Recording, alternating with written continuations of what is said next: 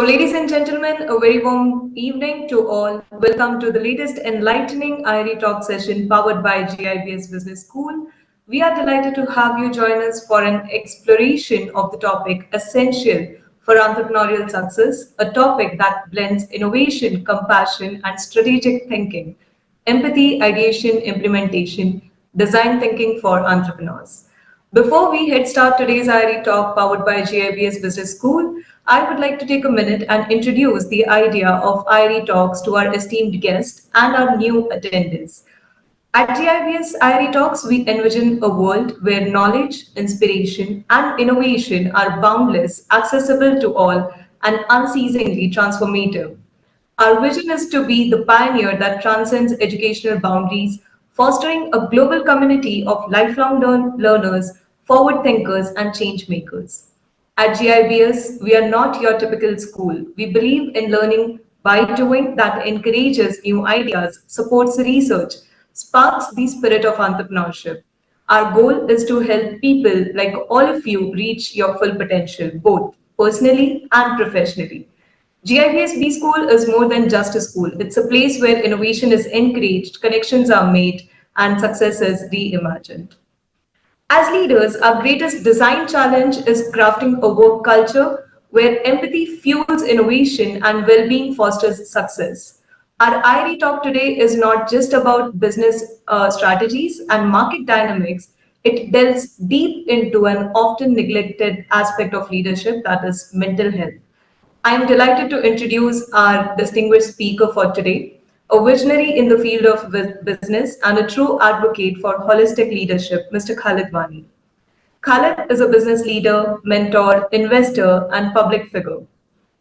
As an experienced professional with over 20 years of multidisciplinary exposure spanning the expanse of industries like the internet, sports management, food production, fashion, entertainment, politics, and automobile, he has endeavored to refine his acumen in marketing, brand management, business development, strategy, political advisory, and planning with a remarkable finesse. His professional journey is highlighted with over 100 keynote speaking sessions, panel discussions, masterclasses on diverse topics relating to marketing, leadership, management, startup ecosystem, fundraising, and super investor in collaboration with IIT Bombay and other elite B schools throughout India. Khalid has been awarded as a Business Leader of the Year 2022 at Asian African Leadership Awards by Asian African Chamber of Commerce and Industry, Best Marketing Leader in Blockchain, Crypto and NFT Space at India Business Summit 2022, supported by the Ministry of Youth Affairs and Sports, Ministry of Electronics and IT Technology, Government of India, among many other laurels on his name. In the fast-paced world of entrepreneurship, where innovation and adaptability are the key, the role of design thinking becomes paramount. Mr. Wani will guide us through the intersection of empathy, ideation, and implementation, showcasing how design thinking can be a powerful tool for entrepreneurs to navigate challenges and drive positive change. The discussion will revolve around the significance of maintaining personal well-being and lead organizations without succumbing to burnouts. Mr. Wani will share his insights on how fostering a healthy work culture and prioritizing mental health can be instrumental in achieving sustainable success. As we embark on the journey of knowledge and reflection, let us all open our minds to new perspectives and ideas that have the potential to reshape the way we approach leadership and entrepreneurship. I encourage all our attendees to actively participate, ask questions, and engage in this dialogue that goes beyond business metrics to touch the core of human experience. Without further ado, let me now hand over the session to Khalid. Thank you so much for joining us today, Khalid. Over to you. Thank you so much, Palak, and Global International Business School for giving me an opportunity today to speak on a very, very important topic because mental health in the space of entrepreneurship or the corporate world is something which has been a massive taboo. And today we will dig deep into how to go about handling stress or taking care of yourself while you burn out on the job. So Please allow me today to, share my 20 years of experience as to how I dealt with same issues while I was on the path to growing myself and the companies that I run today. So, yes, I mean, if you allow me, we can begin in a few. Definitely, definitely, Khalid. Over to you now. Okay. Thank you so much. So as everybody knows that the topic is about empathy, ideation, implementation, and design thinking for entrepreneurs. So before I start off, I would like our audiences to understand how is all this interrelated.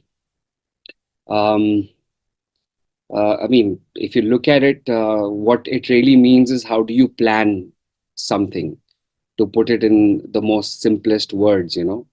But how do you plan it with empathy? It is very important. How do you plan it when you have an idea, and how do you execute it is where the implementation part comes.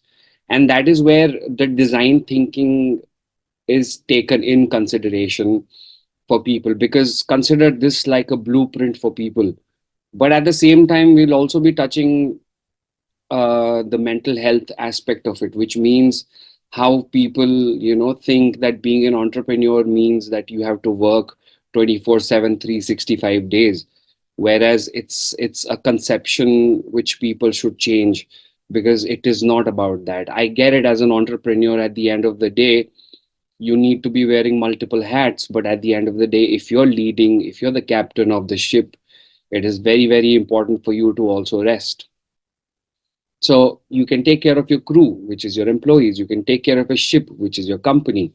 So things like these we will, discuss further. But let me first, dive into the fact that how empathy can be used in terms of design thinking. And by empathy, a lot of our listeners must be wondering, how is empathy related to work? Because in professionalism, you're always extremely practical, right?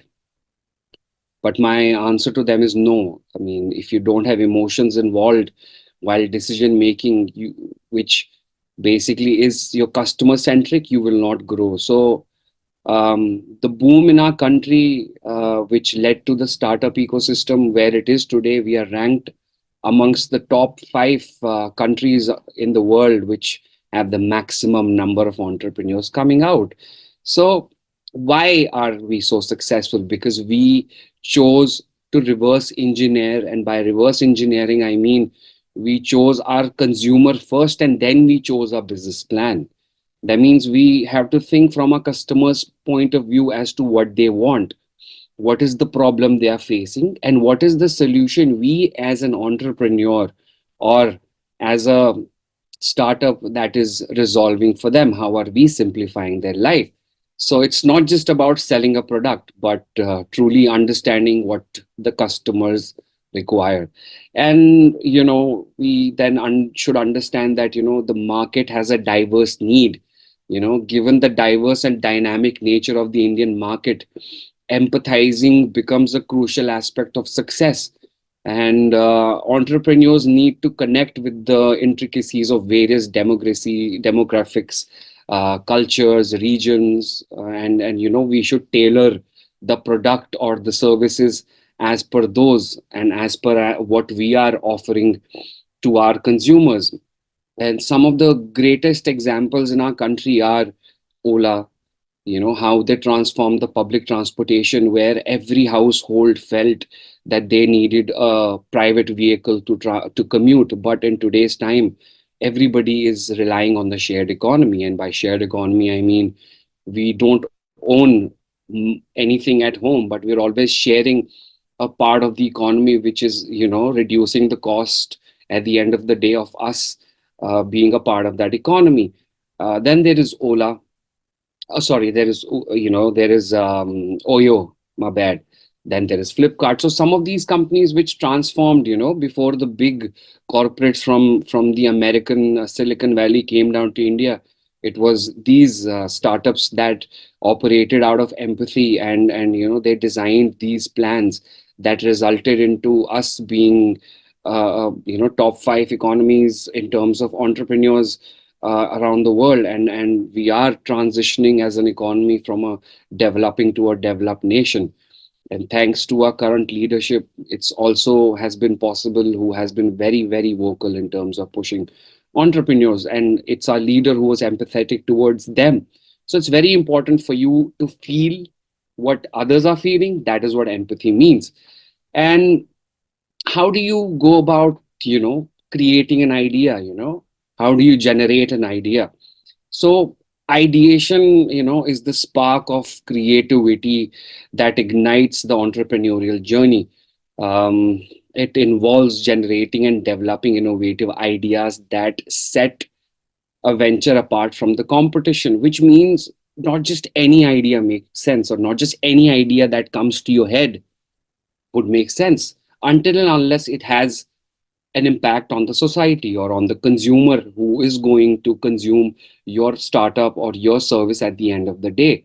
Now, the next question is, how do you execute it? Because that is where the real deal lies. So, so it's important for you to be innovative. It's important for you to have some form of an invention, not necessarily an invention that never has been there before. I mean, you can always, reinvent the wheel is how I call it when I'm giving public sessions like these. So, fostering a culture of innovation within the Indian entrepreneurial ecosystem is extremely vital. And, this means we should be encouraging the out of the box thinking. There are times when we are afraid whether our idea is going to make a difference. And that is where you should be confident about your idea, because that is what is going to create a revolution. You need to believe in yourself that you will be a revolution. But also remember that at the end of the day, that Rome wasn't built overnight. So you need to put in those hours, you need to put in those years into it. And like I highlighted, the out of the box thinking, embracing diverse perspectives, and leveraging cultural insights to create that groundbreaking solution, because it's important for you to think at the grassroots level, because majority of a society is the 80% that we have to cater to, not the 20%, which includes the riches or the people who are already self-employed. So it's important for you to keep these things in mind while you're trying to create that idea and you're executing it. And I've already highlighted a couple of examples where I talked about how, they put in so many years, and things like, um, you know, um, to bridge the transformation of the idea into an actionable plan and a tangible product.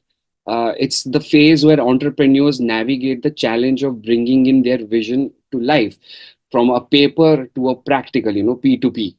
So, and it's important for you to also be adaptable. You have to be resilient. Given the complexities of the Indian business landscape, entrepreneurs must adapt as per the situation. As Darwin once said, survival of the fittest. That does not mean you need to have a bad competition. You need to be supportive of the ecosystem, because times have changed. Please don't come with a competitive mindset, come with a supportive mindset. And this involves some of the most common things, which could be regulatory hurdles, navigating through economic fluctuations, addressing the ever evolving consumer preferences. Last 2 years, during the pandemic, we saw a lot of companies that couldn't survive, but then there were a lot of other companies also that made it through. That is also because somewhere they had the design plan thinking of execution. So, you know now coming to the part where we think, how can the design thinking for entrepreneurs work? Because I'll just highlight a few points. It's important for you to define your plan, and then it's important for you to ideate it, and then it's important for you to create a prototype, which we call a minimum viable product. Then you need to test it. Once you've tested this product in the market, and then you know that this was the right fix, and then you move forward with it. And it's very, very important for you to be a human centered, have a human centric approach, because who is our end goal? It's the consumer, it is the sale. And since I've covered most of the points that were a part of our topic today, now I'll come to the most crucial part, which is the mental health that has been a taboo in our country for a very, very long time. And to share a story with you, I myself have gone through the pressure of performance, the struggle of not having to see success for months, having heard no for a very long time, which actually had a negative impact on my mindset. But at the end of the day, I had to bring myself together, and that is where I sought therapy, which for a lot of people is still a taboo. And if you're ashamed of it, please don't. Mental health is pretty much like a stomach ache. If you're taking a medicine for your stomach ache, you could take medicine for your stress. And of course, I would like to emphasize on the fact that it's important for you to seek advice from an expert who has the right licenses, or is a doctor by profession, to guide you, while we as entrepreneurs, as someone who can share our life story to inspire you. But at the end of the day, you have to help yourself, because the brain is like a temple, it's like a home where you're living in. So if you can't keep bad thoughts inside of your head, you need to keep it clean. So it's important for you to take care of yourself. And since our culture has always taught us and raised us on the mentality that it's very important for you to be tough on yourself, and that's only when you achieve things. No, stop being tough on yourself. Learn to take a pause, learn to take a break, learn to self love, learn to first take care of yourself. If you're not able to fill your own glass of water, how will you be able to give others water when they're thirsty, right? So it's important for you to follow some of the basic things. And if you're facing an issue, you should ask for help. Please do not hesitate. That's how you grow. And there's no shame in asking for help, and there's no shame in saying that I don't know and I can't be a jack of all trades. So these are some of the things that a lot of entrepreneurs across India have faced. But the ones who made it made sure that they accepted things. They observed themselves, they were fluid enough to change as per the economic, or the geographical, or many other things around them. They basically evolved. So evolution is never going to stop. It's a continuous process, and you need to understand that with time you need to learn to unlearn the things, because a lot of us end up becoming extremely arrogant of the information that we hold inside of our head. But if artificial intelligence is intelligent than you are at the end of the day. So to stay valid, please learn to unlearn, please educate, please upskill yourself, and feel free to reach out to people like us. At the end of the day, we're here to help. And today's webinar is one of the prime example of us coming together to provide you knowledge and information. And I think that is where I would like to end my discussion today. And I'm happy to take questions. If there are, how much time has it been, Palak, for us? Maybe we have more time. Yes, yes, we do have another 40 minutes, Khalid. Oh, So, my bad. I five. thought I covered a lot. Okay. Okay, my bad. No, So, we can so definitely have. I get a lot of questions from a lot of entrepreneurs. How do you end up scaling your business? Because they have an idea at the end of the day, but they don't know how to go about executing it. So my answer to our audience today, who have an idea in their head but they don't know how to actually put it forward, I would like to tell them that it's important for you to first figure out if that product or that service is relevant in the society today. And then they need to go and create a business plan, which would be, say, a 6 months to a year, which could include things like how the operations would be done, how the marketing would be done, how the sales plan would be made, how the financial plan would be made, how would they go about raising their money, whether it is from a government institution like banking or from a private venture capitalist. and they also need to understand whether this product is going to revolutionize, and as we began with the fact that we have to use the empathy towards creating that business plan. So that's where a lot of entrepreneurs join in. But at the end of the day, I have to give our fellow audiences a reality check too, that entrepreneurship is not for everybody.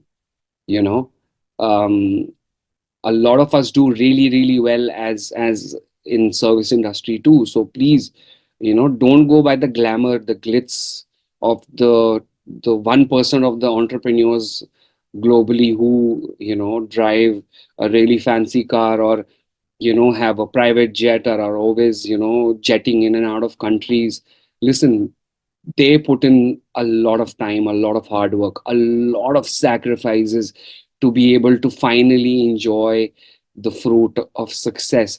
And don't get infatuated by this. And also remember, if you are embarking on the journey of being an entrepreneur, remember it's going to come with a lot of hardships. It's not an easy journey. After you cross one mountain, there will be the next peak, which is going to be the double size of what you did last time. So if you have the mental strength, as we earlier highlighted, if you have the physical strength, then this is for you. Otherwise, it is not for you. Because let's take the example of Jeff Bezos, who started out of a room, or how Apple started out of a garage, and it didn't happen overnight. And Steve Jobs was fired from his own company. And if he would have taken this to his heart, he wouldn't have come up with Pixar, right? And Apple requested him to join the company again. And that's how resilient you as an entrepreneur have to be. And this is not just while you're working. This has to also reflect in your life while you're personally involved with, whether friends, family, or the person who's your other half, because practicing what you preach is very, very important. It's not just verbally that, we heard. Hello? It's important for you to We execute. lost you for a Hello? Am I back? Good to go, sir. All good. Yes, Perfect, yes. perfect. I think I heard myself. Anyways, apologies to all our audiences. We usually end up finding minor technological glitches, but again, this is an example. You adapt. So we've just adapted, and that's how you need to adapt in your real life. If there is some kind of a mishap that happens to you, don't be afraid of it. Face it head on. Just take it. What is the worst what is the worst that can happen? You'll only come out learning. I mean, the only outcome I see, even in failure, is a learning curve. So again, it's all the mindset. It's the mindset. How you take care of yourself, how you perceive knowledge, how you absorb, how you deal with situations, is what makes you. And it's very important for you to go out there. You need to network. You need to meet like-minded people who can give you wisdom like we are sharing with you today. You need to, as I mentioned earlier, upskill yourself. By upskilling, I mean you need to keep enhancing your skill set, which could mean, say, now, how do you go about using artificial intelligence to your benefit rather than it killing your job?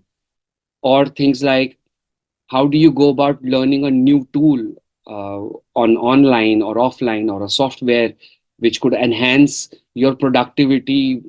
Something that you would be doing in 2 hours, you may end up doing in just 20 minutes. And that is called smart work. So you need to bring in things like these. And I should be active on LinkedIn also, whether it's an entrepreneur who's listening to me today, or it's a person who is in the service industry.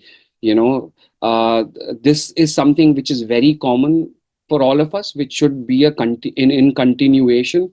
And learning should never stop. Till we are alive, learning will never stop. If you think you have learned enough, I'm sorry, you need a reality check.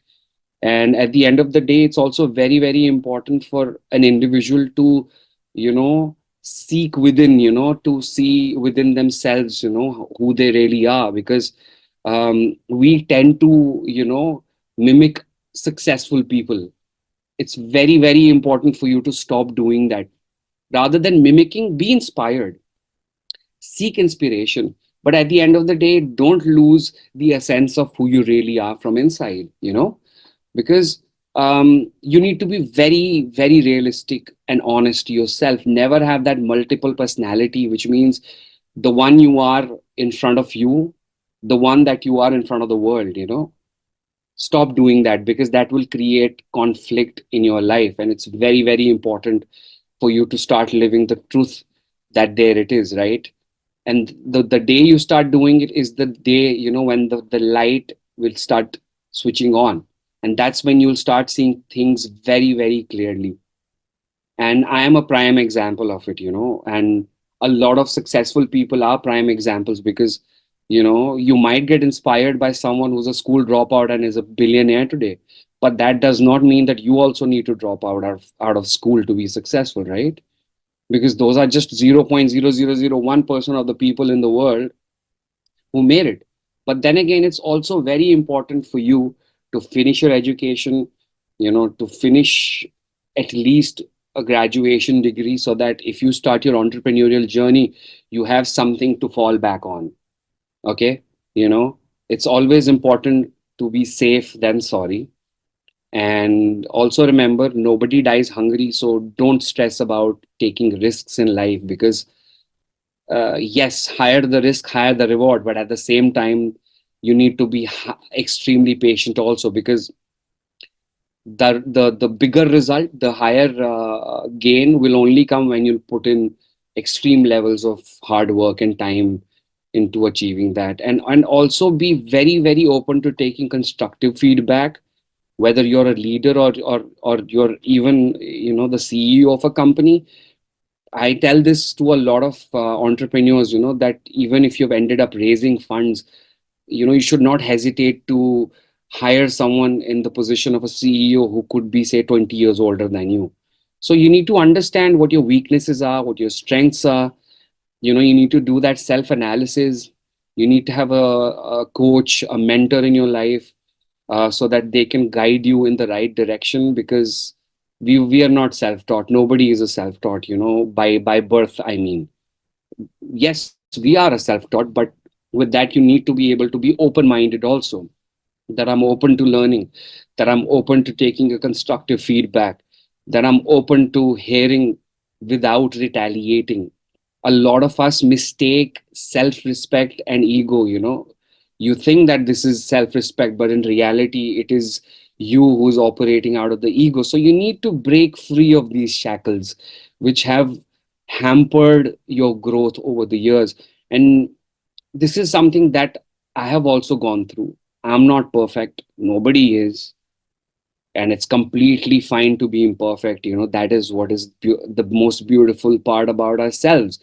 That is what makes us as me, and that is what will make you as you. So it's important for you to be true to yourself, seek help, feel free to reach out to anybody you feel who inspires you.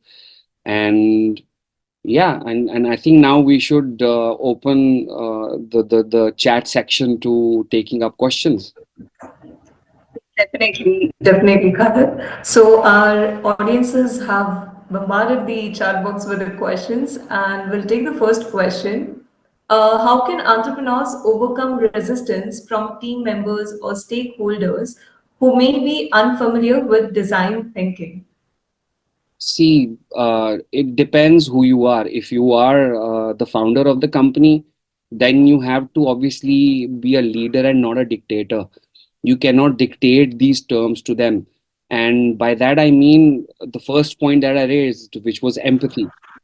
So you need to use the empathetic approach towards telling them, that it's okay. If you didn't understand it, let me rephrase it for you. Please don't hesitate to ask questions. So don't create a volatile environment where your team is afraid of you to raise a hand to ask a question. And if the employees are also listening, please make sure that the environment is very friendly and very respectful. That does not mean like, hey, listen, man, I don't like it.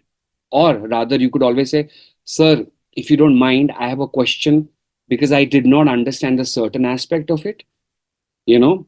And you, as a leader, at the end of the day, should be open to the fact of explaining it as many times as they ask. Because the employee that you have hired is an investment, he's not an expense. You need to remember that. This is the biggest problem in our country. So you need to be empathetic towards your employees, and that is when they will understand the the design approach towards whatever you're doing. And then we have one question similar to this, maybe, as an extension. Yeah. In what ways can entrepreneurs integrate design thinking into their long-term planning? So, can we, okay, Khalid, if you don't mind, just for our audience, can we break down design thinking so that, the idea of what design thinking is, it can be, brought into the picture, and I think then we can go on to answering those questions. So design thinking, as I highlighted earlier, is nothing but creating a plan. But the only difference is that you're doing this as per a certain service or a product. So that means, say, for example, when you were starting a company, you would create a business plan. The same way you would create a plan towards that product, which has multiple steps. So the first step is empathy, which means, say, if I want to, solve a solution, a problem in our society, then I have to be empathetic towards the consumer. I have to think from the consumer's perspective, not because I think it is going to make a difference, but I have to think from the consumer's point of view, whether it is making a difference to the consumer or not. And then the next step is you need to define it. You need to define your design thinking process, because it can vary from product and to service, so I'm not going to go too deep into it. Then you need to create, define. After defining, you need to get into the ideation stage. Okay, this is what we want to do, let's approach the idea like this, let's execute it. Say, give us 6 month timeline to create that idea to execution. So then the next process is, after you have created the idea and executed it, you have to do a trial test run, which we call the minimum viable product, where you take up, say, a few set of people in the society, you approach them, you take feedbacks from them. Do you like it? What changes can we make to it? Whether the price point is right, whether the color scheming of the branding is right, or whether if it's a food product, the taste is good or it's bad, what work can be done. After you have taken the feedback, that is what the whole design thinking process is. By design, we don't mean creating something in the Photoshop. Design thinking is only just another way of saying you have to create a plan, you have to take a step by step approach and then execute it. So how do we, so the question that we referred was that how can an entrepreneur induce this design thinking in the longer run, like over the period of time? See, like I said, sometimes the execution is 6 months. It's quarterly, bi-quarterly, or yearly, or bi-yearly. It's up to that person, depending on his product, what is the lifespan of it. It could be, say, achievable in 6 months to 6 years, right? Like AI did not happen overnight. It was in the making for the last 10 years. So for them, their design thinking process was 10 years, right? So the same way, it will vary depending on your product, and you have to be very realistic towards uh, the goal. How much time it is going to take. So please consider your product or your service, and then be give it a very realistic timeline, is what I would say. Okay. And I think that answered both the questions that we have taken so far. Moving on to the next question, we have Josephine who asks, can design thinking be applied to large-scale projects or enterprises? And if so, how? I think I partly answered it previously. Since design thinking processes are very departmental centric, because you know it's it's it's it's it's at every hierarchy. So if you're programmed in a way where you have understood how to use this in a daily way, then it can be used, because it's also now a part of your decision making. So if it has to be taken at an industrial level, by that I mean on a large scale, then it gets executed across the board, which means operationally, sales department, your marketing, your every aspect of it. Then the approach comes from the top. Then you have to understand how to trickle it down from the CXO level to the senior level to the mid level to the executive level. Then then that's how you execute it basically. Then we have Abhishek Pandey. I think that answered the previous question.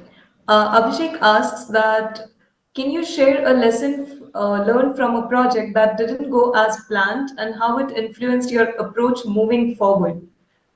I think we would all love to know that color. Sure, definitely. I mean, every day actually is a hello. Can you hear me? Yes, yes, you're audible. Yeah. Every day is a learning process, and it's important for you to pivot and to come up with an idea at the back of my mind. I can't really come up with anything right now because we are so used to being hit by the bus every day while we are planning and pivoting that it has become you know, a part of our daily routine, But to come to think of it, say for example, I wanted to when I came up with the electric vehicle in my initial years back in 2010, because I foresaw the future, that electric vehicles is going to be the future. But, some of the issues that I faced was the electricity prices were really high back in those days. People did not take it as friendly, as warmly as it is being taken today. And then uh, because it was approached as a public transport, a lot of people, because it was owned by the lower strata of the society, they had issues of charging it. Now, if we compare it from 2010 to 2023, now you'll find charging stations everywhere. So my way of design thinking was that I predicted it in 2010, which I obviously, ran the business for almost 5 years.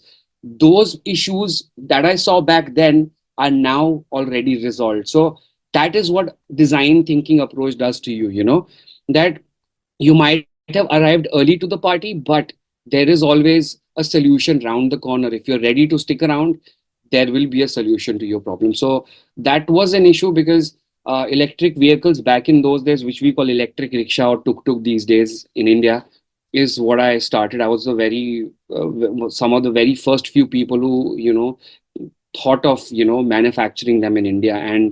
And to have a labor or a talent who did not know how to do it, you had to literally sit down and help them upskill themselves. So that is a scenario where I faced issues. Thank you so much, Khalid. The next question we have is from Kaushal. How can entrepreneurs use empathy to better understand their customer needs? See, I've already answered it, but again, I'll tell you, at the end of the day, you're selling it to your customer. But if your price point is so high and your customer is not going to afford it, then your product is as useless, right? So that is one example. And you need to go do your R&D by asking your consumer only, how would you like our product to be? And you have to adapt yourself as per their needs, their wants, because they are your end goal, right? So you won't exist if they don't accept you.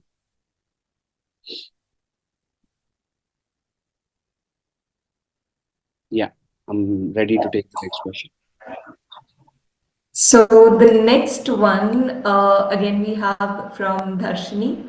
How does design thinking differ from traditional problem-solving approaches? So I think what Darshini is trying to mention here is what are the distinguishing points that design thinking sets apart in the new modern ways of approaching a problem or business. See, earlier you would just go head on without being prepared. Here you are prepared, even though with a plan, say it would be a 90 to 10 ratio, whereas earlier when you would head on to it without a plan or a blueprint or a recipe, then it would be a disaster. But eventually you would learn that, okay, this is how I had to do it. But with a design thinking plan, you at least know that you're on the right path, and while you're on the right path, you're also learning by getting feedbacks, by also understanding, okay, now let's just tweak and pivot from this plan or this strategy to another strategy. So that's how it works in current times. And then we have Manaswi, who asks that are there any specific frameworks or models that entrepreneurs can follow to implement design thinking successfully? So are there any strategies or go-to structures that can be used? Like I said, it all varies from product to product, service to service. And you can easily Google these templates online for you to follow. You can fill them up. It's going to simplify your life, and there's no shame in it using a template because product is yours, template is global. Like I said earlier, it's only going to save your time. It's going to make you more productive. So feel free to, go online and search for a template and then alter that template as per your business plan or your product or your service. Then we have I'm so sorry, I think that's the question. Yes. We have Mandam Girija who asks if you can recommend her any books or courses or tools or any sort of reference material that could help entrepreneurs or people who want to pursue entrepreneurship get a deeper understanding of design thinking as a model altogether. Uh, you know, um, I mean, for entrepreneurs and for design thinking, again, there are varied, but for an entrepreneur, I would highly recommend Atomic Habits. It's a very, very good book for people. Okay, and for as for design thinking, I don't really read much about it because I'm more of someone who's into self-help and managerial related books. And I'm sorry, I can't really recommend any books. Please feel free to Google it. Definitely, Khaled.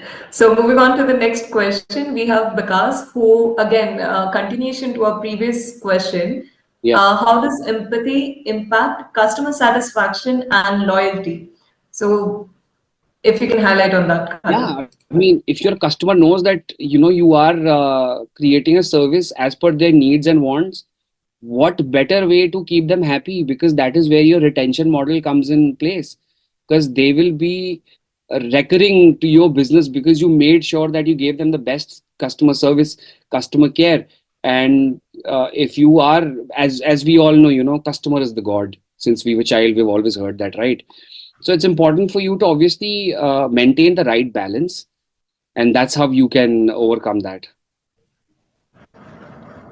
And we have Mantra, who again, from a different perspective, she's asking, how can we show empathetic behavior Hmm. towards the employees so that they can help us grow in the long run? So Could you what are please the things repeat that it we can take again? into consideration? I'll repeat it. Yeah. How can we show empathetic behavior towards the employees so that they can help us grow in the long run? So what things can be considered as a leader? Okay, I mean, it's a very good question, and it's, I think, very relevant to someone who's the HR in the company. So, I mean, to simply answer it, it's important that you're a good listener. First of all, you should not have a one-way communication that, you're telling them, listen, whatever I'm saying is right and you're wrong. Then you're wrong, actually, you're not right. And you need to have an open communication channel where you have gained their trust, and you tell them, listen, please feel free to reach out to me. I'm here for you, whether it's your personal life that is bothering you at work, because there are a lot of times, what we are going through at home is affecting our productivity at home, at work. So you need to obviously have a healthy boundary. You cannot be friends with them, but you need to be a professional friend to them. Tell them, listen, it's okay, come to me, tell me what is bothering you, let's work it out together. And if it's a manager who is facing that issue with their employee, tell them, listen, fine, let me hang around in office today with you, let me sit with you, Let me help you finish off this project so that you can gain confidence in yourself and you'll overcome this today and you don't have to face it again. And you have to understand, individual needs of people. It's very, very important because all the five fingers aren't of the same size, nor are the people. So every approach towards every individual is very, very different. So and you need to have very flexible work arrangements. COVID taught us work from home, work from anywhere, right? So if you can, manage to give that option to some of the employees who are facing a temporary issue, please do that. That is what is going to help them, and also some of the very basic things, do team building activities, which I'm sure are already happening, but don't do it for the sake of, just getting over with it. The whole idea of team building activities are to create that trust, create that healthy relationship amongst each other, where if one employee is falling, the other employee is there to catch them professionally. And it's important to empower and create an autonomy in the company. uh, I mean, the trust you need to have on your employee with the responsibility that you've given them for the decision making is very important. And you need to have like programs that help them enhance their skill sets. You could always say tie up with, say, Udemy or LinkedIn to give them, say, free courses that are in aspect to their profession, that can help them enhance their work. Or give them, say, coupons for performing well. Give them not just during the festive season, but otherwise also. If you think they're doing really well, treat them with some nice food, at office, and help them also maintain a work-life balance at the end of the day. You as a boss, I know you like to take up too much on your plate, but please also make sure, that your employee is able to maintain a balance between his personal life, professional life, his outside life. I know it's too much to ask, but since that question is very much centric to it, so yes, I think I'll end it there, because otherwise this answer will get really lengthy.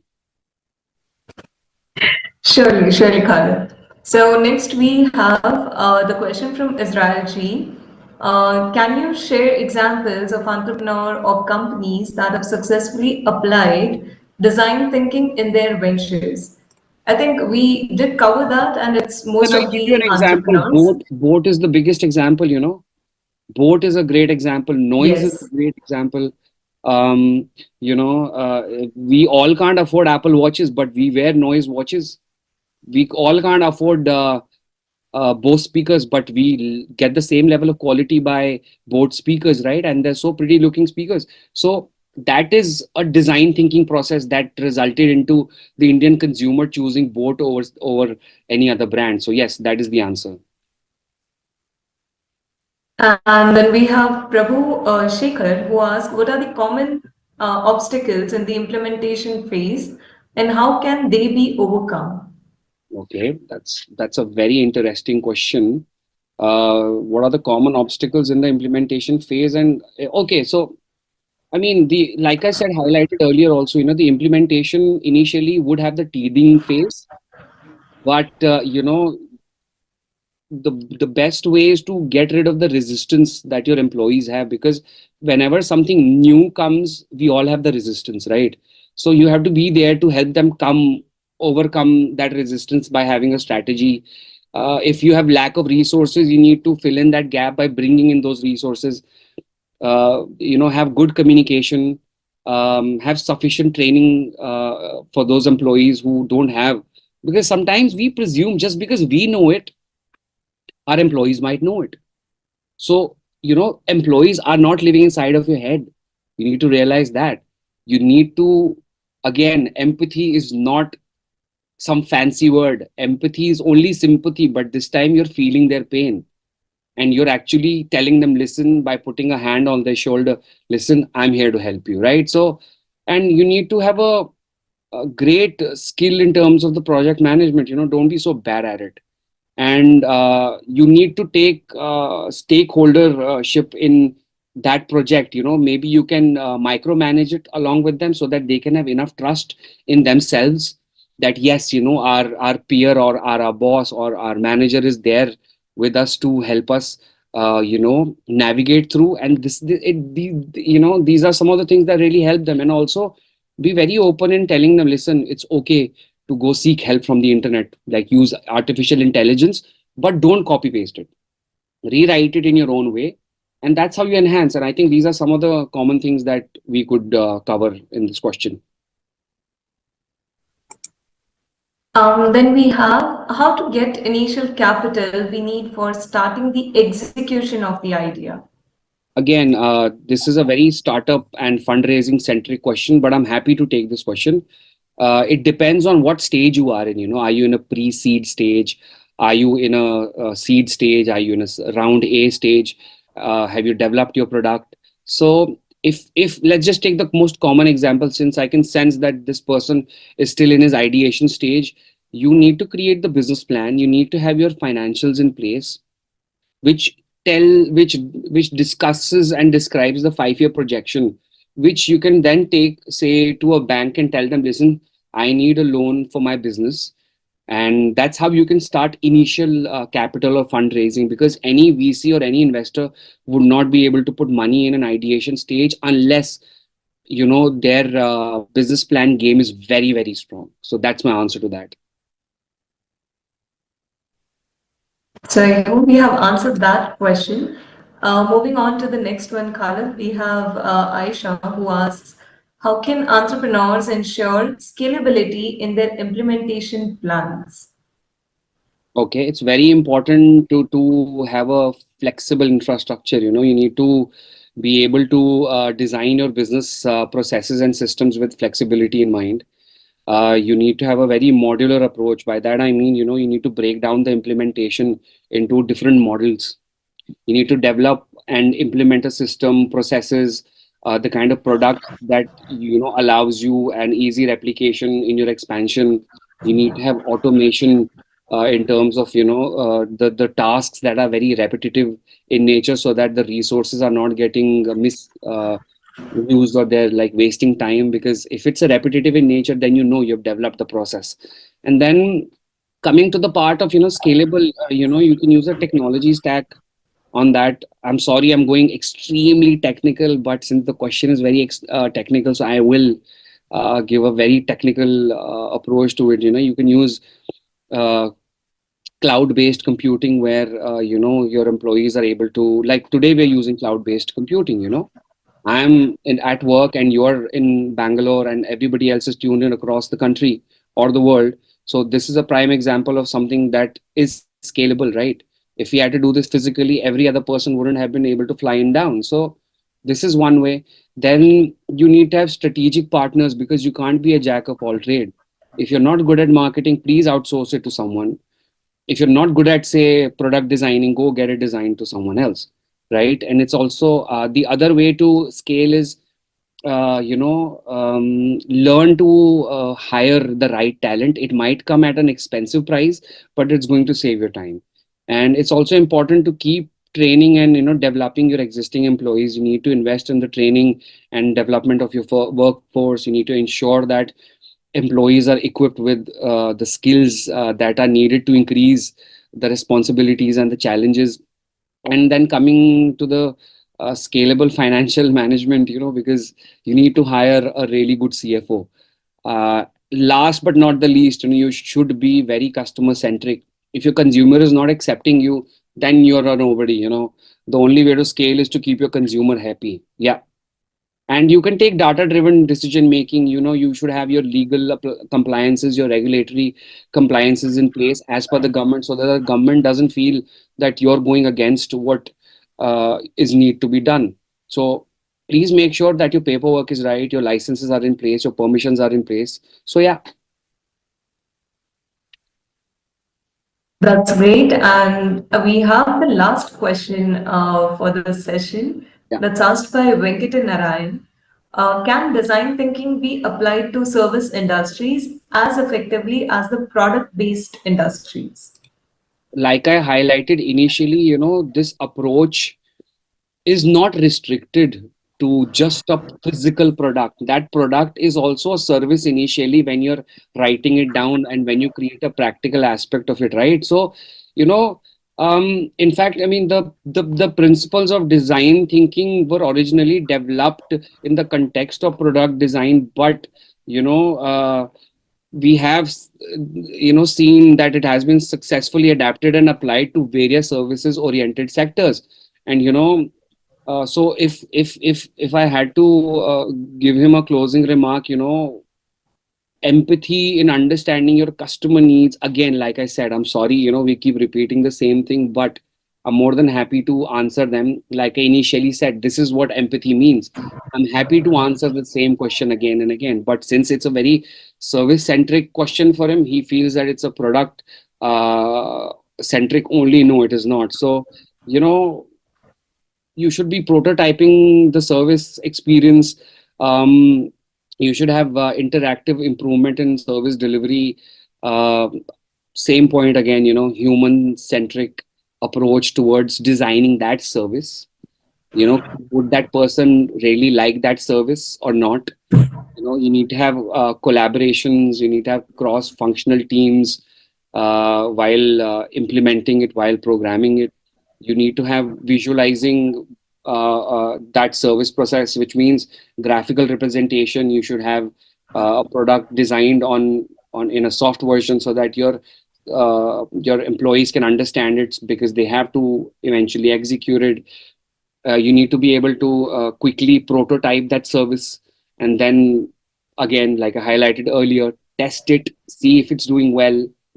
The service could be a software too, right? If the software fails, then the company fails.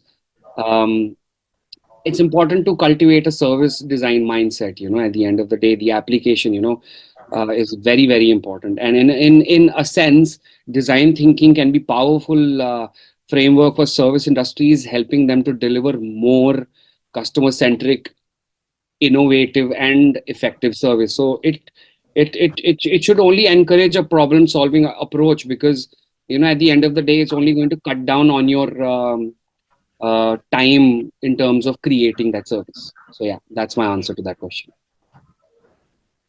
So with that, we, I think, have answered all the questions from our audience. And to sum it all up for our audiences, if we have to make a nutshell out of the whole design thinking concept, I think Hmm. as a leader, it would be heart to heart, head to head, human to human.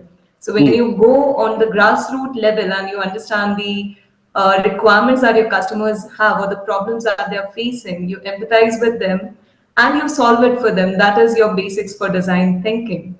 Yes. My major takeaway for today's session, Khalid, was it's not just about selling a product, but actually truly understanding the market need, and that the strength of the team internally, when we talk about it from the employee point of view or the internal stakeholders point of view, the strength of the entire team is every individual of that team, whereas the strength of each individual is the team itself. So it is the overall well-being.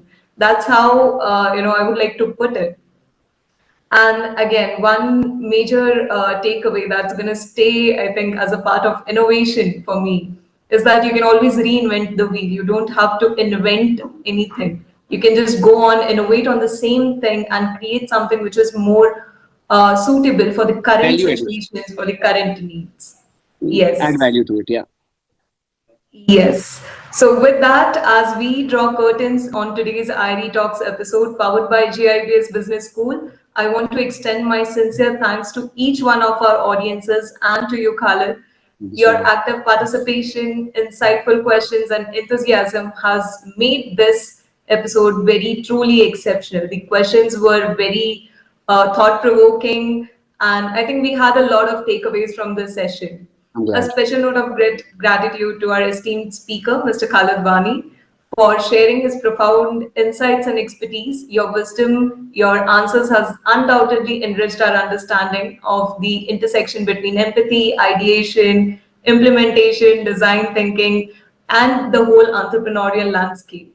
As we wind up the session today, let's carry forward the spirit of innovation, empathy, and collaboration that we have explored. And thank you all for being a very integral part of this engaging conversation. A small announcement for all our audience.